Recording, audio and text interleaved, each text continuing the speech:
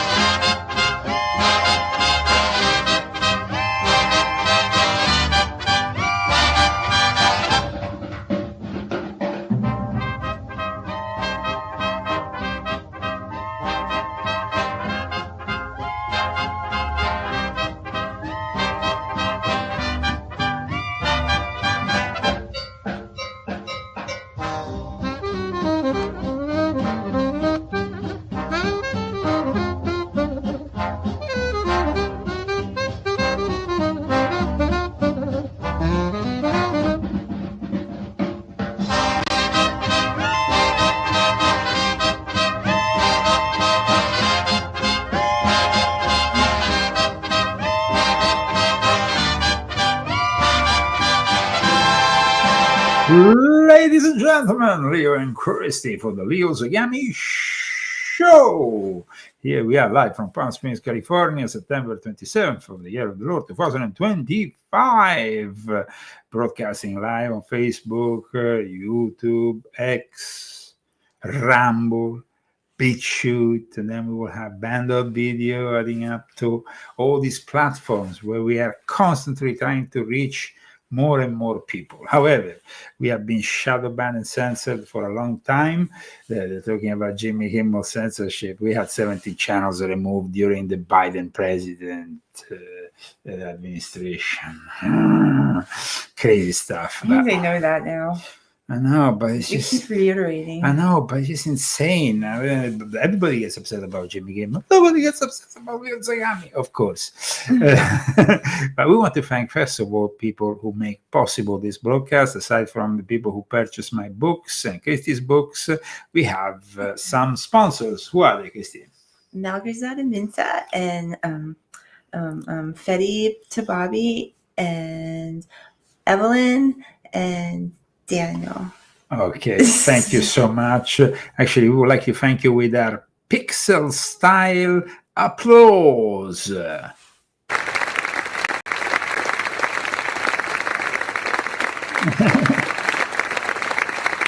Thank you, guys. And if you want to help us out, you can do it through GoFundMe or through Cash App. I will put a GoFundMe here because it's very important, the GoFundMe. And then we have also Cash App handle present at leozagami.com for all those people who can also find the latest Leo Zagami articles. I know there hasn't been much the last week or so because I've been very busy.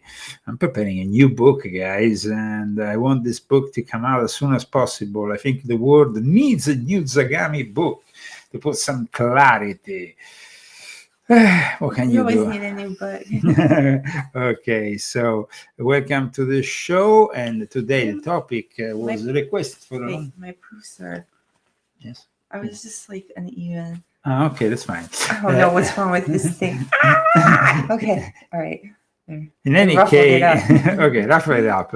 In any case, today we are talking about the secret connections between Freemasonry, Mormons, the CIA, and the Jesuits. It's been a long time coming, this show, because the Mormons have always been in and out of my life. I always had these Mormons interested somehow in my work. One of them proposed me to go and live in Canada before we moved here. You remember, he had some private jet company. Who was that? It was a Mormon who had recorded this interview and was never broadcast anywhere aside from probably the headquarters of the Mormons in Salt Lake City or somewhere around there. But that was their proposal. Then the Mormons in 2019 finally established their biggest temple in continental Europe. The other temple, the biggest temple in Europe, is of course in England, which has been another important place for the Mormons since their creation. But this temple in Rome was of course something to do with what? Something to do with their legacy of the Jesuits and the Mormons being friends for a very, very long time. And in fact, today we're going to discuss all these secret connections also with Freemasonry, because Joseph Smith, the founder, became himself a Freemason, aside from being the mayor of this town, where he also created a legion, a military legion in defense of the Mormons, who had been persecuted. The Mormons had been persecuted, and so they fled Missouri and ended up in Illinois, in a place that would be called by its founder, who was, of course, also the founder of the Church of Jesus Christ of Latter-day Saints, Navajo, Illinois. This was the place where basically this gentleman, Joseph Smith, renamed this place that was called Commerce in 1840, Navajo. And he believed actually the Indians were the lost tribe of Israel. And that's why they became so involved in the study of DNA. They have the biggest data center of DNA in the world. But in the end, they actually proved wrong what was written in the Book of Mormon. Yeah, because one thing, Casey, you have to understand, the Mormons are not really considered Christians by most denominations, because aside from believing in the Old Testament and New Testament, they believe in this Book of Mormon. So we need to explain this whole thing that leads us inevitably to a gentleman, a handsome gentleman by the name of Joseph Smith, who was very charismatic and managed to really pull off something that is out of this world, because we're talking about a religion that is also very much connected with the CIA. Yeah, they like to recruit the Mormons, because the Mormons know a lot of languages, dedicate at least 1 year of their life to their mission. After high school, they are obliged to do 1 year, door to door, but their door-to-door activity is followed also by the study of language. And so they are very much into proselytism, into recruiting other people into this religion. They are very good sellers. So it's going to be an interesting episode. I want to start, of course, also citing some material from Occult Theocracy of Edith Starr Miller, which talks about them and explains also what Joseph Smith did. But there was also another guy, Brigham Young, I guess some relative of mine. In any case, he was the guy who was very connected with Joseph Smith. His left-hand guy, his, how you say, his main support. Right-hand man, sorry. Okay, left-hand guy. Okay. And he was the one who arrived in Utah. And he was the one who eventually would become the first governor of this new state once the Congress finally recognized this new state. But who gave them the maps? It was a Jesuit priest, a Vatican representative by the name of Pierre de Smet, who actually, before Young headed west to Utah, he got this connection with the Jesuits, who had the maps of all the territories. The Jesuits are the ones who knew everything about the United States before everybody else. And this Brigham Young was also an acquaintance of none other than Albert Pike. Yes, the guy who wrote this mega book, this enormous book, The Morals and Dogmas of Freemasonry, was also connected to one of the leading figures of the Mormons. So it's going to be a very interesting episode, guys, because first of all, we need to understand the connection with Freemasonry. Here we have a guy called Joseph Smith, whose father was a Master Mason, whose brother was called Hiram. Oh, really? So he actually was brought up in, some people say, oh, he came from a very modest family, blah, blah, blah. Yeah, but the father was a Master Mason. The brother was called Hiram. No, I mean, for those who know, of course, about the first 3 degrees of Freemasonry, Hiram Abiff is a fundamental figure in the allegory that drives forward and elevates eventually the Master Mason. So I think that there is a very intense connection, but then also there is a connection with the rituals of the later day saints, because in Nabo, Illinois, when he actually got initiated, first of all, they arrived there after being kicked out of somewhere else. So there was first a little bit of a persecution. Joseph Smith is a very charismatic guy who understood that if you get these people to believe they are almost like the Israelites, and then you can promise them a land, and then you get to that land, and that land is Utah. And these days, everybody knows that the Mormons are in charge, basically, of Utah. Strangely enough, we had the tragic experience of the assassination of Charlie Kirk recently in Utah, but in a state university that didn't have a religious background, strangely enough, but there is a lot of connections with the CIA. The Mormons, like I said, are very much connected with the CIA. So somebody said, Hiram gathered the material for the temple. He did not build it. He was the master builder of the temple. That's what Hiram Abiff was. He might have not been, but he was the master builder. He was in charge. That's why you have Hiram Abiff so prominent in what is in particular the 3rd degree of Freemasonry, of course, is all built around him. But let's move forward, because today we are talking about Mormonism, the Church of Jesus Christ of Latter-day Saints. It's not about, for the Mormons, it's not about founding a new religion. It's about rediscovering and putting back into place what they claim was the original form of Christianity. Now, this is an interesting subject because in reality, it was already Adam Weishaupt who attempted to do something like this, claiming he was bringing back an original form of Christianity. And then we had the Freemasons who were bringing together all this stuff that was like Gnosticism, kind of was revamped by Freemasonry. Hiram was a Mormon. No, what I'm saying is that the brother of Joseph Smith was called Hiram.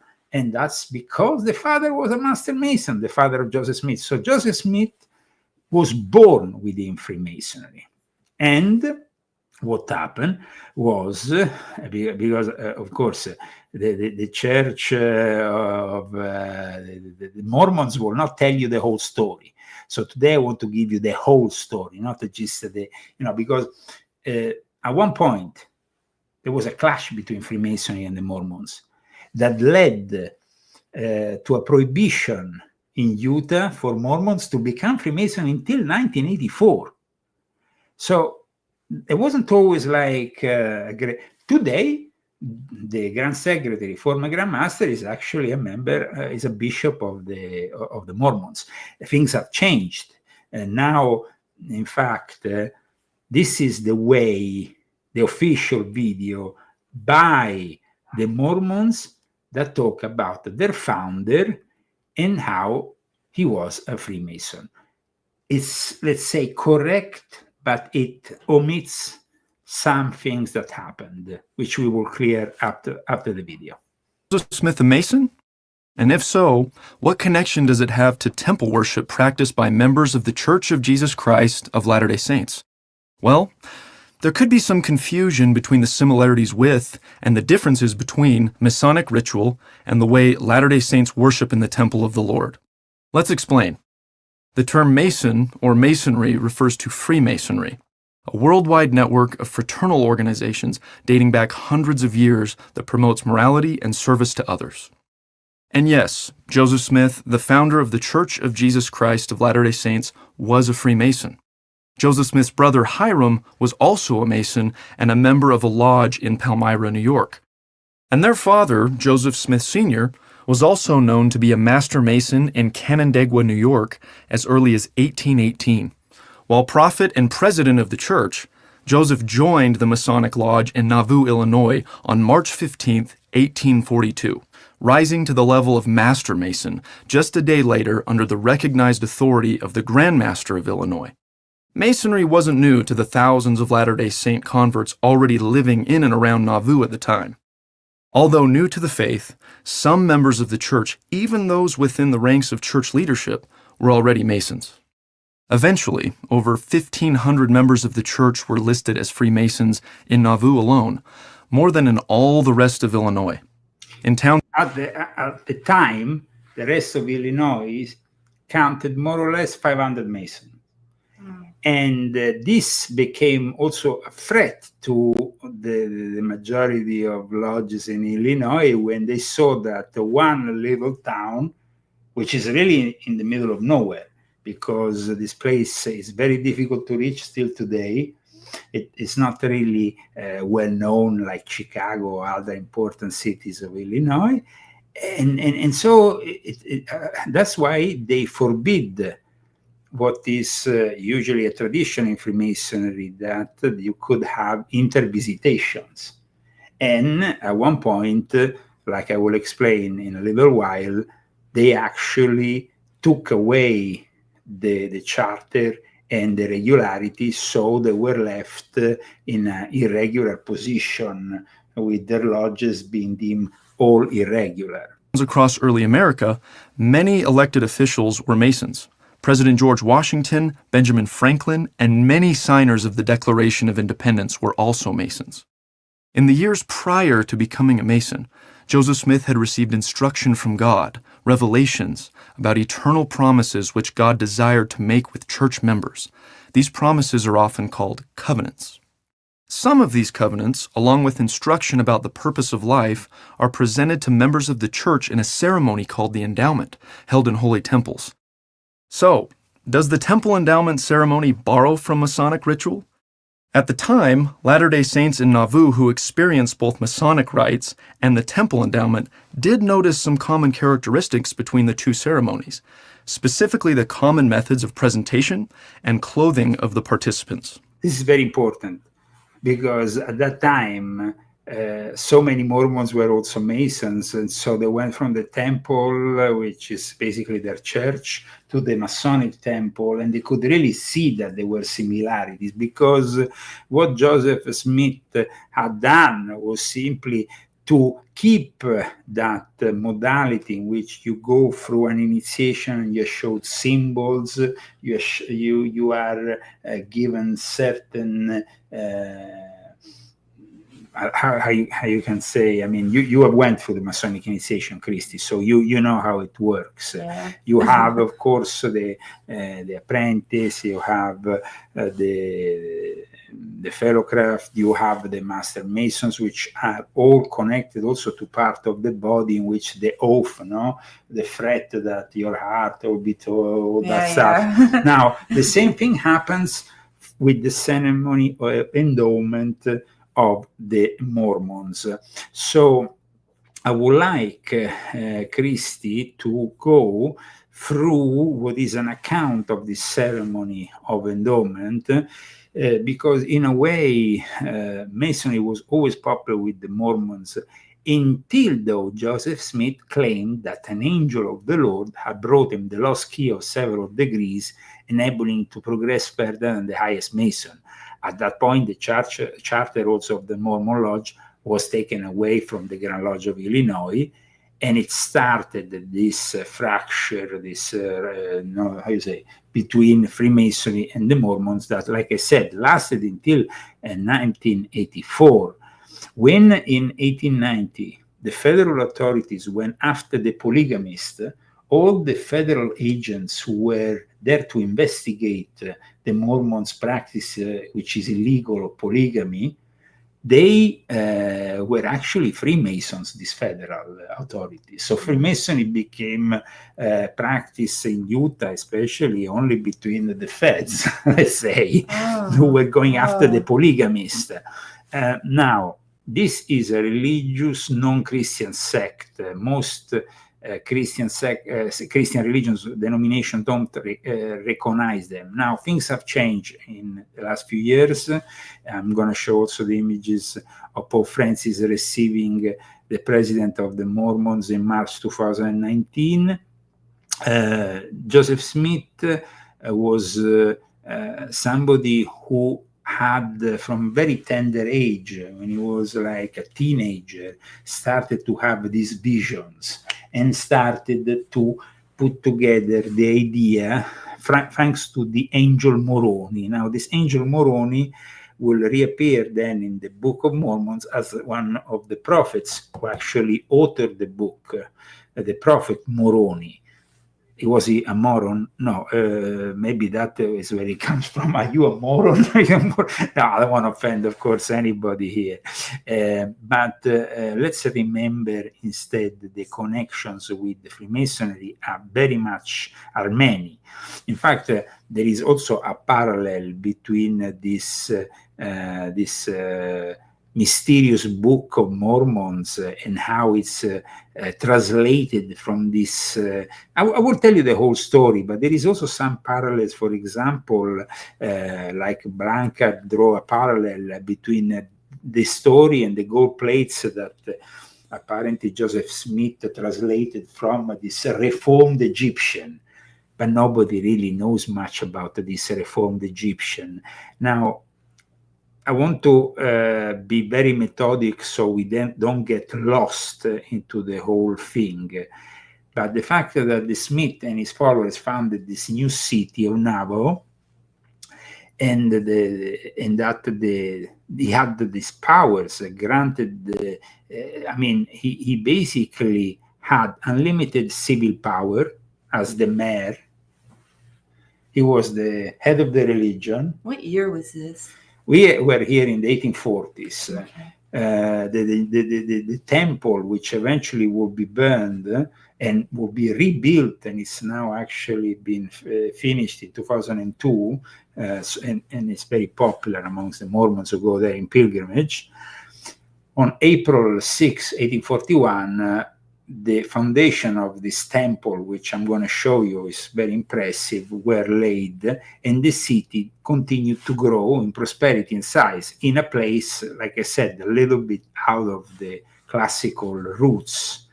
And together with Joseph Smith, the other important figure is Brigham Young, born in 1801, who died in 1877. It's very interesting, though, that Smith instead, Joseph Smith, is born in 1805, because 1805, like many people know in Freemasonry, was the year in which the ancient and accepted Scottish Rite was established.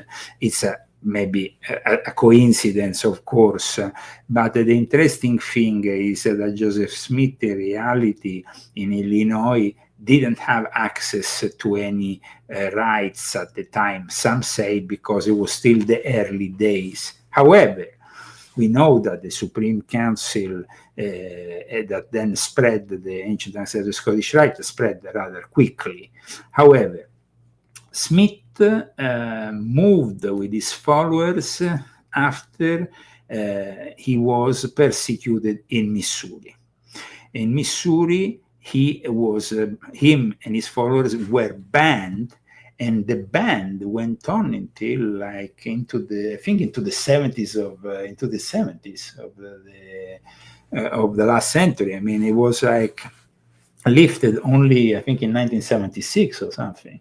So he was pushed out of Missouri. It was after the collapse, let's say, of this church, and at that point they went to Nauvoo, Illinois, and that's where he grew this town to become the second largest city at the time. And he even launched a presidential campaign at one point. Really? With Brigham Young. He launched, I mean, the guy was, he founded the Legion, military legion, so he had his own militia, and he was campaigning to become president of the United States of America. So imagine that. I mean, the guy was very ambitious. Here is the campaign for president. Oh my God. It's quite incredible, huh? I have to pee my hair. Sorry. Okay. So here we are with somebody who had some very ambitious ideas.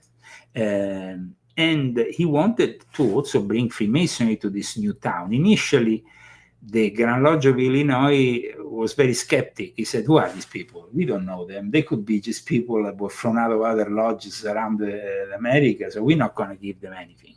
However, on May 3rd, 1842, Joseph Smith enlisted a few men to prepare the space in his red brick store in which the Nauvoo Masons met, preparing to giving a new ceremony, the ceremony of endowments to a few elders.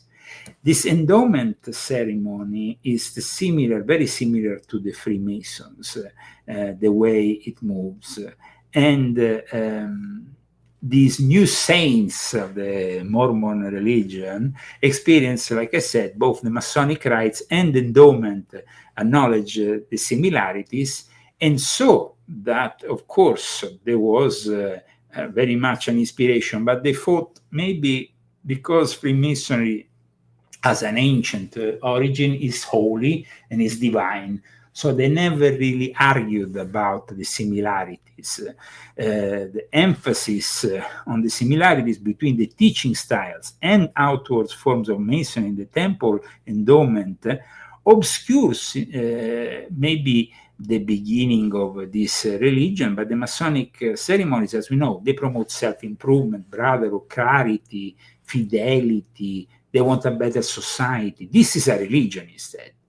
This is a religion. So it's a different, the realization is supposedly different. Now, he managed, though, after being the Grand Master at the time, a certain guy called, I think it was called Jonas, decided to grant him the possibility of recognizing the first lodge in Nauvoo. And was so in a very short time after there was the dispensation for the foundation of this Nauvoo lodge, they founded 5 lodges, and they reached a number of 1,492 Masons. And this is incredible because in the whole of Illinois there were 400 Masons, 440. So, and there was also the strange thing was that the Grand Master of the time recognized Joseph Smith on site to be a Master Mason. He had to go through the enter-apprentice initiation, but the day after he was already a Master Mason. He was elevated Master Mason.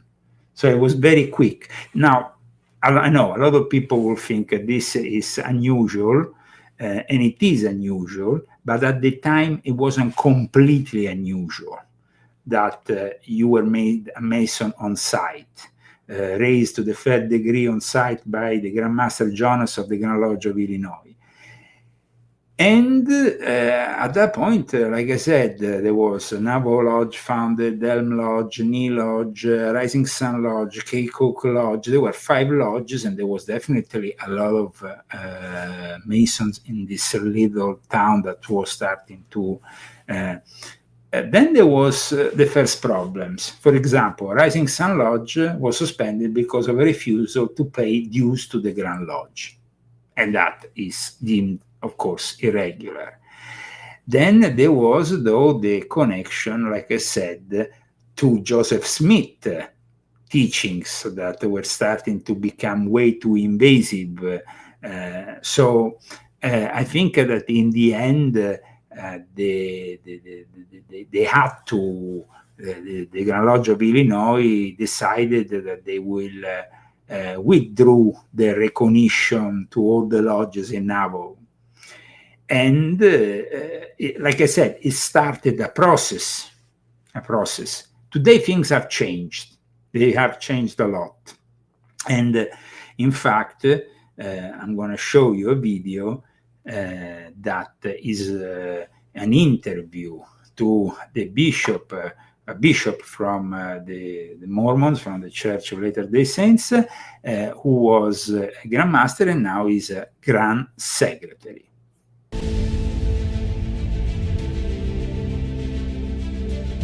Only a few blocks away from the Latter-day Saint Temple in downtown Salt Lake is this building, the Masonic Temple of Salt Lake. Masons are a kind of mysterious organization that not very many people know very much about. You probably only heard of them in movies like National Treasure. But the Masons are an organization that goes back centuries, at least as early as the 1300s, where we have the first records. A number of the founders of the United States, like George Washington and Benjamin Franklin, were Masons. And it's a fraternal organization where men come to buildings like this, where they enter into ceremonies where they promise to assist each other, to help each other, and the motto of Masonry is to help make good men better. Latter-day Saints in the 1840s had suffered serious persecutions. Some of them were former Masons, and they felt like if they connected with the Masons, they might have some friends that could help them out if they got in trouble. And today, we've got the rare privilege of going inside the Masonic Temple, where we're going to film a tour and find out a little bit more about the Masonic fraternity.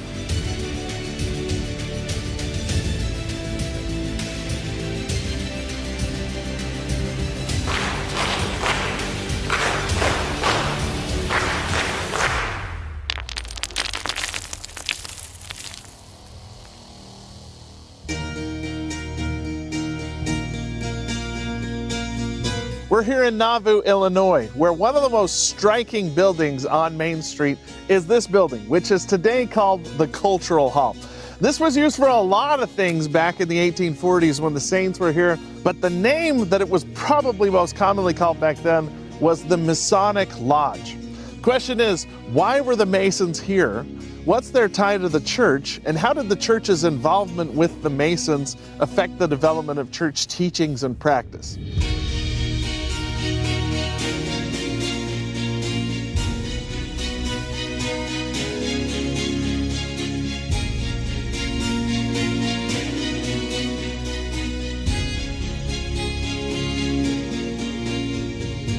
Here on the 3rd floor of the Masonic Hall is where the Masonic Lodge met. They would have performed the ceremonies carried out with Masons. And because of the timing, Joseph Smith is inducted as a Mason in early 1842. In May of 1842, he introduces the Temple Endowment. But there are some parallels between the Latter-day Saint endowment ceremony and the Masonic ceremony. So we're going to take a few minutes and explore those parallels, how they came from, how we explain them, and how the Masons may have influenced the development of Latter-day Saint temple practice.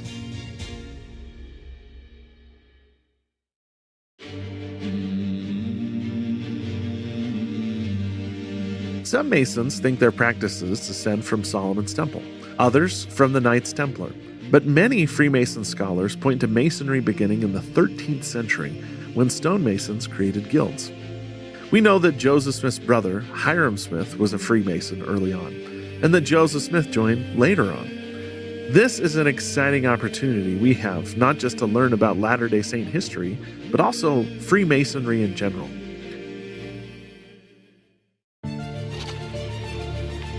Hi, Lon. Casey, welcome to the Salt Lake Masonic Temple. Today we're touring with Lon Tibbetts. Lon has been a Grand Master and is currently a Grand Secretary. He's also served in the church as a bishop, and he regularly gives tours in the Masonic Temple. We are exploring a little bit about the connection between Latter-day Saints and Freemasons, and I understand you're both. I am, that's true. You're a member of the church, and you're a member of this Masonic Lodge. Yes, And you give tours all the time, and you're going to show us through. I am. Okay, we'll lead the way. We're excited. This is the Grand Hall. The Grand Hall. We don't hold meetings here. It's kind of a foyer, if you will. The pictures in this room are the pictures of men or women who have held national or international presidencies of Masonic bodies. Okay. How long have these women's organizations been around? It's more than 100 years, but I don't know how much more than that. So we do call them appendant bodies or concordant bodies. Mm-hmm. No, Freemasonry itself is really the first 3 degrees in a lodge. So, Freemasonry, like the Grand Secretary, former Grand Master said, is the 3 degrees that culminate in the Master Mason degree. And like I stated at the beginning, there were some clear connections that Joseph Smith had. His father, Master Mason, his brother even called Hiram Abiff. These days, since 1984, Freemasonry doesn't prohibit the entrance of members of the Mormons in Freemasonry, and the Church of Latter-day Saints, the Mormons, doesn't prohibit its members to join Freemasonry. But things were different at the time of Joseph Smith. At one point, when he was actually killed, he apparently used a classic sign of distress used by the Mason in hope that his adversaries will recognize that he was a Mason. So he was very much somebody, he said, "Oh Lord, my God," and it's apparently this is a statement that Masons know can be used, the widow's son, it's a context that basically Smith wanted to use this Masonic distress signal, but unfortunately for him, it didn't work out. There is various accounts, of course, of what happened. Some other important members of the Church of Jesus Christ of Latter-day Saints survived, other instead didn't. And Joseph and Hiram, youngest brother Samuel Harrison Smith, had come to visit the same day, and they evaded the capture from a group of attackers. There was definitely a lot going on because, yes, he had arrived in Illinois, but after he had fled another state where he had already created with his whole religion already some problems. Now, for those who don't know the history of Mormonism, and it's very important, I think, to explain that the origins of it, which we can find between Utah, of course, and also in 1877, half of the 140,000 Latter-day Saints in Utah were of British origin, because it was prevalently from Great Britain, where today we have, in fact, the biggest temple in Europe. But Freemasonry is, of course, something that has had a very particular relationship. Today, we find the Shriners with their most important pediatric hospital in Salt Lake City that produces, it's considered one of the marvels of the Shriners, who, of course, are themselves let's say not an appendant body, but a paramasonic order that draws from Freemasonry. So here we are in a situation in which Freemasonry is something so distant for many people from Christianity. But for Joseph Smith, that wasn't the case. They acknowledge parallels between Masonry and the temple ceremony as given to Joseph. Based on their experience with both, they concluded the temple ceremony was of divine origin. And consider that the ideas within the culture that surrounded Joseph Smith frequently contributed to the process by which he obtained revelations from God regarding the temple endowment, as well as other subjects. Not surprising, since God uses many means to inspire his prophets and help them receive revelation. The temple ceremony was not an imitation or copy of Masonry. It was revelation from God. Yes, the presentation methods may have parallels to Masonic ritual, but the content of the instruction, the covenants and truths introduced by Joseph Smith as part of the endowment, were revealed to him prior to his encounter with Masonry. Okay, now it was revealed, he said, prior to his encounter with Freemasonry. But the following, which I'm going to get my wife to read, is a description of a Mormon ceremony, the endowment, printed in the Rosicrucian, a publication, in an article entitled Ancient and Modern Mysteries by Most Worshipful Frate Robert Wentworth Little, a very important figure within English, the English Rosicrucian rebirth and the Società Rosicruciana in Anglia. Please, Christine. The converts are then required to purchase white linen garments, which are furnished by the high deacon. They are then conducted to the temple, ushered into a private room, and commanded to undress for the inspection of the presiding elder. This official, after a minute examination, clothes the neophytes in the linen robes or garments of endowment and conducts them into a large room which is divided by white screens into many small compartments. Each neophyte enters one of the compartments and is ordered to take off the endowment robe and to step into a long coffin-shaped tin bath. The elder then pours water upon the naked victim, blessing each member of the body as the water touches it. The brain to be clear and strong, the eyes to be bright and sharp, the ears to be quick to hear, and so on down to the feet. This ceremony being performed upon all without distinction of sex. A new name is then given to each convert by the elder, who commands them to arise and follow me. A magnificent garden full of exquisite fruit trees is the scene of the next ceremony. The candidates are still in a state of nudity, which represents primeval innocence. Let's go on. And the temptation of our first parents is the subject of the next drama. The women are directed by an elder personating Satan to pluck an apple from a certain tree, and after they have tasted, to hand it to the men. Brigham Young then appears, then drives them out of the garden with a flaming sword. They return to the temple and implore forgiveness on their knees for all trespasses and transgressions, and the ceremony concludes with a benediction upon the new saints pronounced by the lips of this polygamous president. At the time, of course, this is reported at the time in which they were practicing polygamy, and Brigham Young, like we said, was a very important figure who was helped, though, by the Jesuits in gaining his new promised land, which then became what is today's Utah. In fact, Brigham Young became the first governor of Utah once the state was accepted within the Union. Please continue, Christine. Where am I? Here.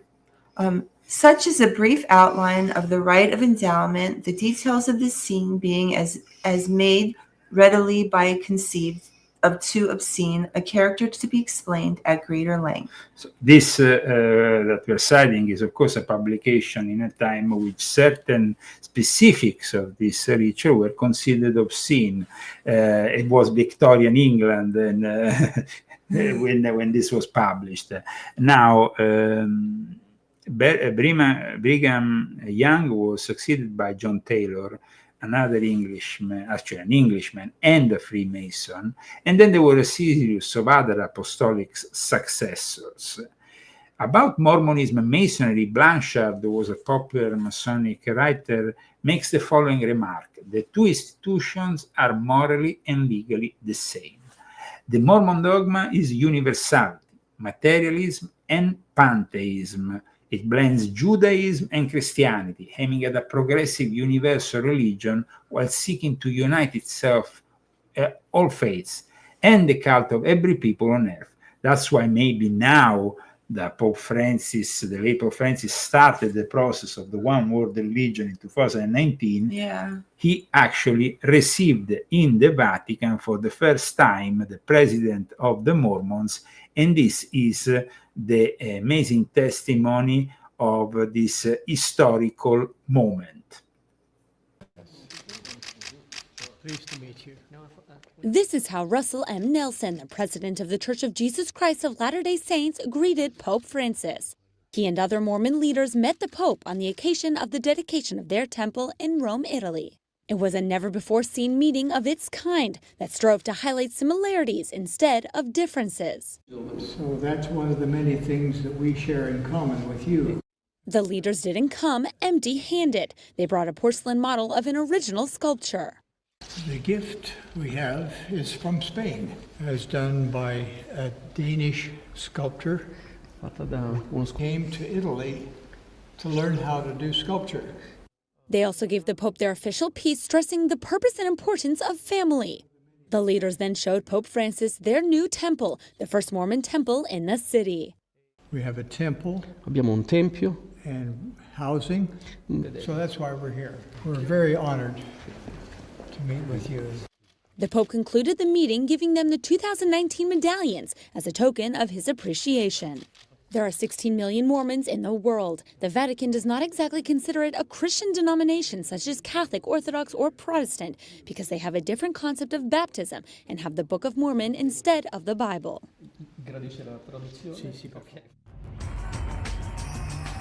Thank you for Rome Reports for giving us this great insight in what happened back in March 2019, the first time in which the Mormons also inaugurated this amazing temple in the area, the Eur area of Rome. I mean, it's an amazing temple.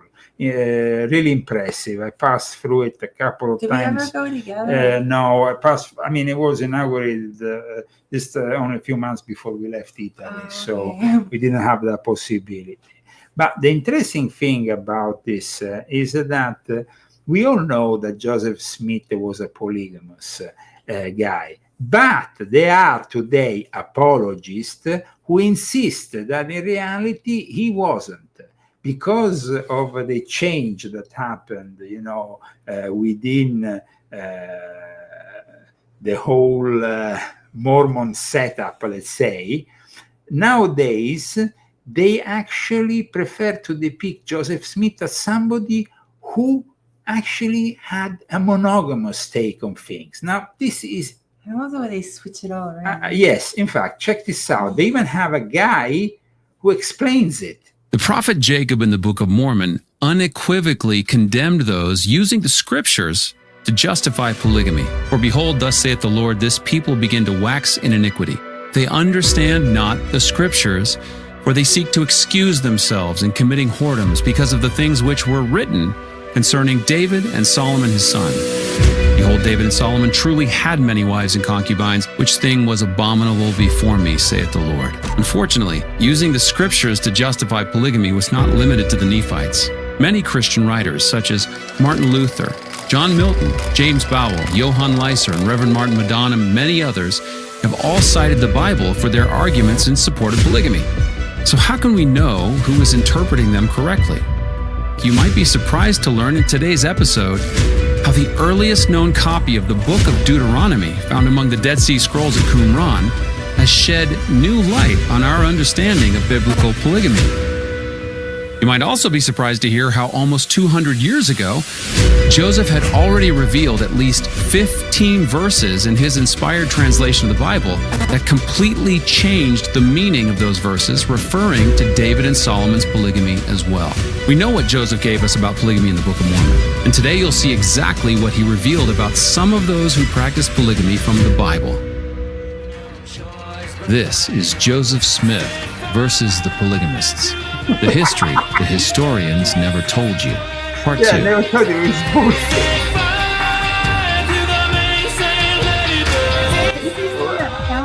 I mean, yes, of course, but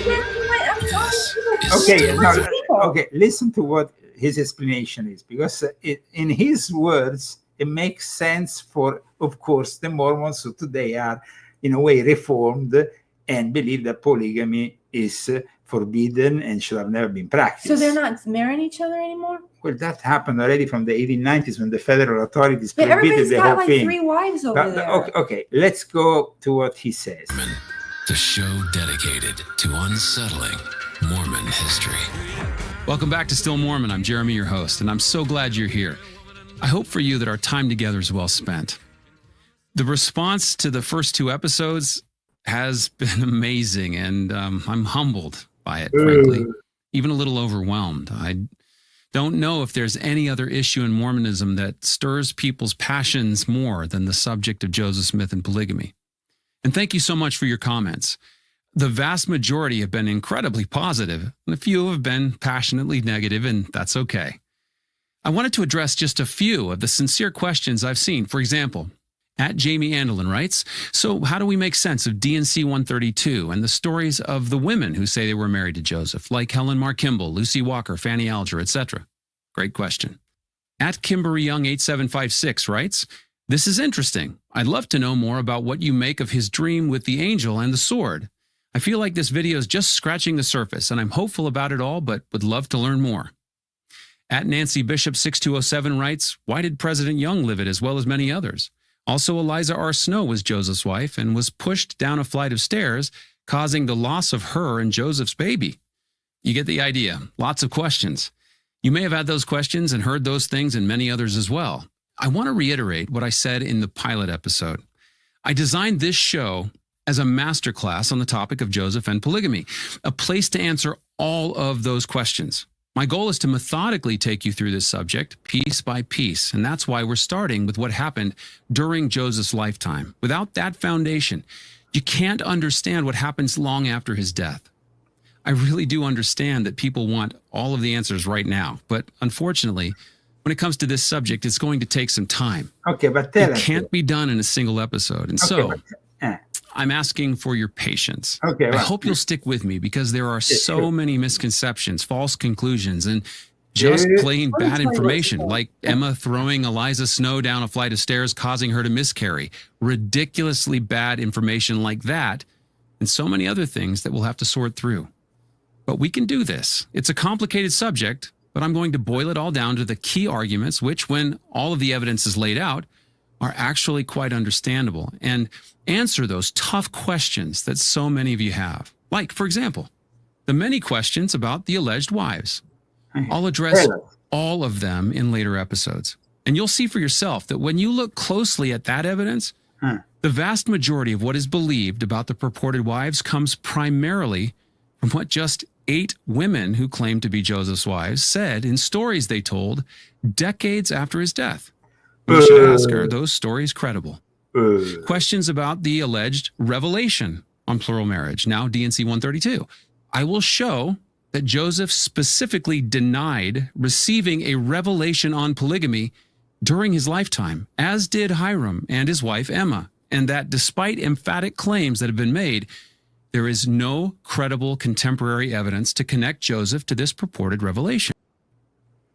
Okay, I mean, I know that you want to rewrite history. I know that the Mormons now want to not be polygamists anymore. But really, guys, it's just how that works. I mean, it's just like whatever. The Mormons are also, because of their discipline, because they know their languages, being recruited in massive numbers to join the CIA. Because the CIA is really super evil. You were seeing that the other day. Well, or was that the FBI, or is it both? But let's see what this guy says. Like you couldn't have done drugs ever. ever. Youthful experimentation, nothing. Okay. Not even weed, Okay, nothing. okay. And now it's you can't have done drugs in the last 9 months. Okay. And since weed is weed in today's Okay, context, weed is they don't even weed, ask about it anymore. Okay, Back let's when I talk got about the hired, Mormons. you couldn't be gay. And you couldn't even be like not sure if you were gay Okay. or not gay or Okay. bi or whatever. But let's You're talk like, about "Thank the you. Mormons. We'll send you a letter. This is Thank a CIA you. Get guy. out." Now that's all changed. Now the place is full of Mormons because, and the same at the FBI, because Mormons lead very straight lives for the most part, right? Polygraphs are no problem. And they speak the craziest languages because they go on their missions after high school and they'll go to, Tajikistan or, Belarus or whatever. And they learn these really difficult languages that the CIA then doesn't have to spend a year or 2 years and $500,000 teaching them how to speak. Okay, now this is one clip of interest regarding the Mormons and the CIA who have been recruited in massive number. But how did it happen? This operation that we're sending like 5 soldiers to the Missionary Training Center in Provo, Utah, and then to the Language Training Center to learn to speak a language. And then we're sending them into the field as Mormon missionaries to spy on the populace, to also establish relationships with church members there that could support clandestine and covert military operations. I remember at BYU, returned missionaries would always say, yeah, it was really tough down in Central and South America because everybody would point at us and go, oh, you're CIA kind of things. And I just thought, well, that's ridiculous. Why would they think that? You're walking around in a suit and a tie or short sleeves with a tie on, and you've got your badge on, elders so-and-so, right? And you're doing that. Why would they think you were CIA? Well, now that I fucking know. Sorry for the I swearing. know something to say about the Jehovah's Witness. In any case, we can maybe do a show on the Jehovah's Witness because it was also founded by a Freemason. And so there is Get out of here. That too? Also certain similarities. But I think that this former CIA guy really explains why they are really the best sellers, the Mormons. In the United States has the most effective telemarketers, telesales teams. No idea. Utah. The Mormons. And they are Mormon. Now, this case study is so powerful because what is the biggest challenge for most new entrepreneurs and most business owners? Selling. Because even though they believe in their product, even though they believe that it can deliver the outcome, they still feel slimy making the sale. Right. Sales is not an easy skill to just be born with. The idea of having a conversation where you know that the end goal of this conversation is for them to give you money, and you have to eventually ask them to give you money, that's a hard thing. And I can't tell you how many entrepreneurs, even seasoned CEOs, still feel guilty about selling. Yeah. Right? So we always go back to this case study of the Mormons in Utah. Well, what makes them so effective? There is a tenet in the Christian faith where God gives people spiritual gifts. And various spiritual gifts have different elements of human value to them. Some spiritual gifts make you good at caring for people. Some spiritual gifts make you good at connecting with people, etc. But the idea is, if you have something that you believe in, something that you believe would make the world a better place, something that you believe would expand the kingdom, how could you not do everything in your power to get that product out to as many people as possible? Right. And if you get the product out to those people and they buy it, how could you possibly feel guilty about it? Sure. Because clearly it's ordained that that person should have that product, just like you have been ordained to be the person who carries forward and proselytizes that product. So that whole concept of it being spiritual in nature is what makes these telemarketing and telesales teams in Utah super powered, because they don't carry any of the guilt. They don't spend any calories feeling bad about what they sell. They don't spend any calories about the person who doesn't give them a chance to sell on the phone, about the person who hangs up on them right away. Because instead, they're focused exclusively on, well, that person wasn't ordained to have it. That person wasn't ordained to have it. That person wasn't. My job is to find the ordained person out there. And it completely transforms the name of the game for them. Man, this is super fucking interesting. Well, guys, it's also super funny and interesting. You're not supposed to say. I'm not You're supposed not supposed to, and I'm okay, telling you, I'm gonna get mad. Okay, Volume 12 of my Confessions talks about the Jesuits. It's focused upon the Jesuits. Is the last installment of my Confessions. They are the eye and the all-seeing eye on top of the pyramid, and it talks, of course, about Jesuit education. Well, imagine that Mormon students actually appreciate as the only other form of religious education the Jesuits. Mormon student, in fact, in this article explains the benefits of Jesuit education. So this should explain really, I mean, it's pretty clear now. Mormon student explains benefits of Jesuit education. And there is many connections between Jesuitism and, of course, Mormonism. So we have today, of course, scratched the surface of something. There is, of course, the whole book revealed to Joseph Smith, even through a new language, which nobody knows about, this Reformed Egyptian. I mean, I can show you a little bit of this Reformed Egyptian, and you might say, what the heck is this? Well, the Reformed Egyptian has some characters that might be similar to other things, but it's definitely unheard of. So this fantasist, but also very clever, no? In putting together these characters. This is apparently these were taken from the original golden plates that were shown to him by the angel, and then were transformed in the Book of Mormon. So the people would say, is there actually some element that of seance element? And I was wondering, like, yes. I was going to just ask you that. Okay, now another element within the whole, let's say, Book of Mormon is what is known also in Hebrew as Urim and Tumim, which is elements that are worn by the high priest. Let's not forget that this is a theocracy. I mean, the head of the whole community is a high priest. Is the president is a high priest, no? And this particular Urim, I mean, in this this high priest is able somehow to get the word of God. So these presidents, these people who are in charge of the community, of the Mormon community, become themselves, they are channeling something. And it, of course, this is very dangerous. I mean, you have definitely a element that it's bringing you, first of all, these mythical golden plates that nobody ever saw. They are reinstating, they're not bringing a new religion, they're reinstating what they claim is the original Christian religion. In 1823, Smith said he found these plates on a hill, and then these plates became the Book of Mormon.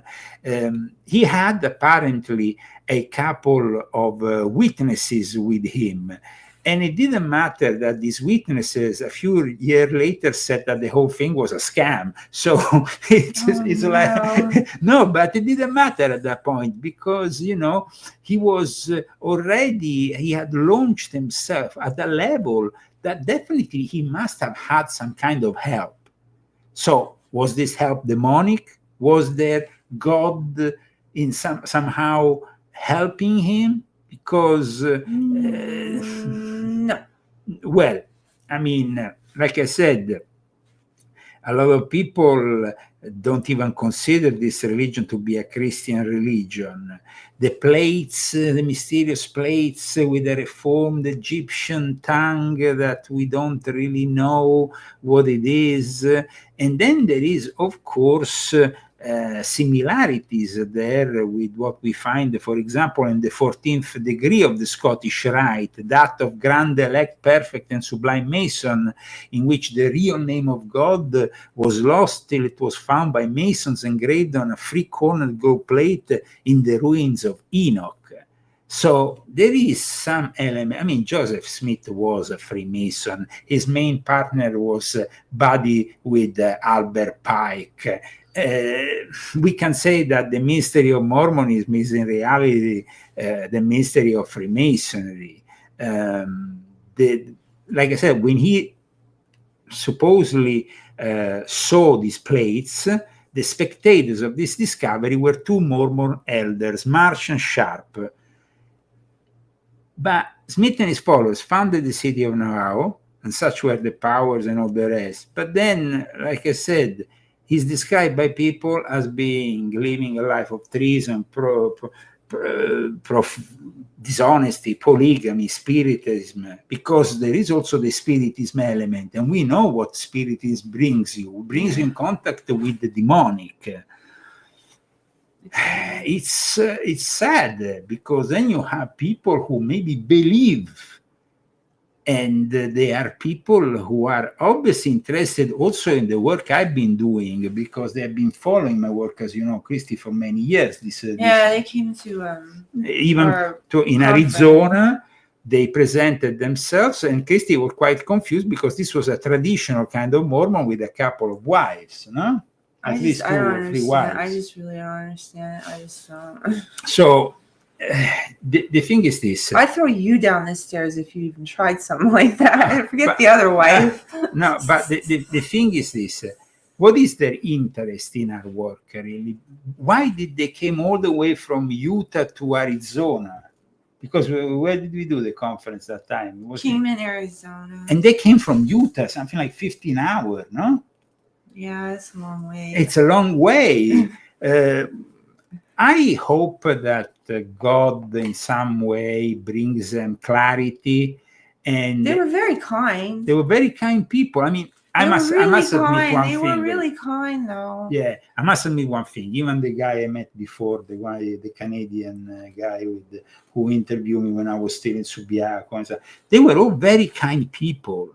So aside from and it's rare to. I mean, honestly, it's rare to meet anybody kind, even the Christians, because everybody is so mean right now. I mean, back then, 2019, people were a little bit nicer, but I'm finding it harder and harder to find nice people now. I mean, everybody seems to be mean. So it seems that they always are in search of recruiting somebody. I think they were trying to recruit you into the Mormon. Or some about their prophet. They were trying to get you to promote their prophet. They had some other prophet. I don't know. They have all these prophets. So. Well, of course, but they also gave me a bunch of books, which I might show one day to our audience.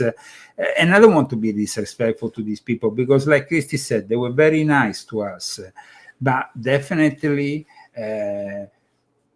They're very judgy, though. Very judgy. It's very important to understand. I don't like judgy. If behind the Mormons there is also a glimpse of real Christianity, of real belief in God, I hope that they are brought to God in some way. That's it. That's the only thing I can say. The only thing you need is God. You can pray to God, and He'll come if you pray really, really hard. But you got to be closer to God than you are. So everybody's got to get closer to God. Everyone, do everything you can to get as close as you can to God, because that's the only way you're going to hear Him. So, and you're not going to hear Him; you're going to feel Him. You don't hear God. So there you go. It makes it very clear. You feel Him. And I hope that this show has brought you some clarity in regards to what the Mormons are. Like I said, we don't mean any disrespect. We just wanted to bring you, of course, the facts on the Latter-day Saint beliefs, the golden plates, their Book of Mormon, which is their sacred text of faith, their Angel Moroni, and the whole story that built a state that we all, of course, I've known recently also because it was the place where Charlie Kirk was killed, which is kind of interesting if we put it in connection with the fact that the CIA is so active in that state. And so, as there is a lot of suspicions of a deep state participation in the homicide of Charlie Kirk, but let's see. In any case, guys, continue to support our show, especially through my books. I will suggest volume 12 for what we discussed today, but also volume 11, because it's also about mind control. I mean, at the end of the day, what Joseph Smith did was to pick up certain elements of Freemasonry, which are discussed in volume 12, are also related to mind control in his ceremony of endowment. And please continue also, like our sponsors of this week. Who are our sponsors, Christy? Okay. These are the sponsors of today's show. Fetty to Bobby, and Nalgazana Minta, and Evelyn, and Daniel.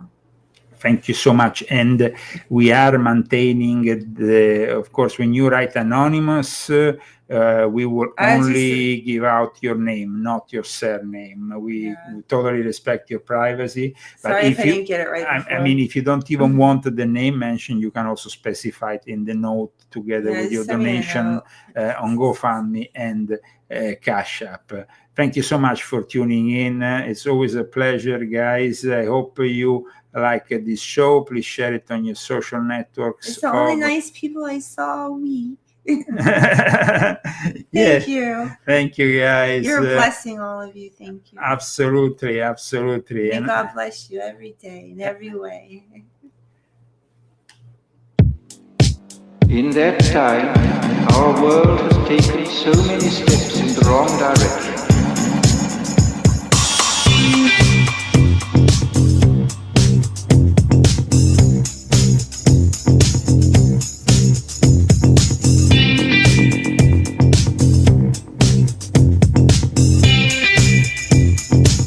Negative utopia, science, technology, social organization. Vincenzo Viceversa, Media Evolve, this is the closing track. See you next week. Social organization.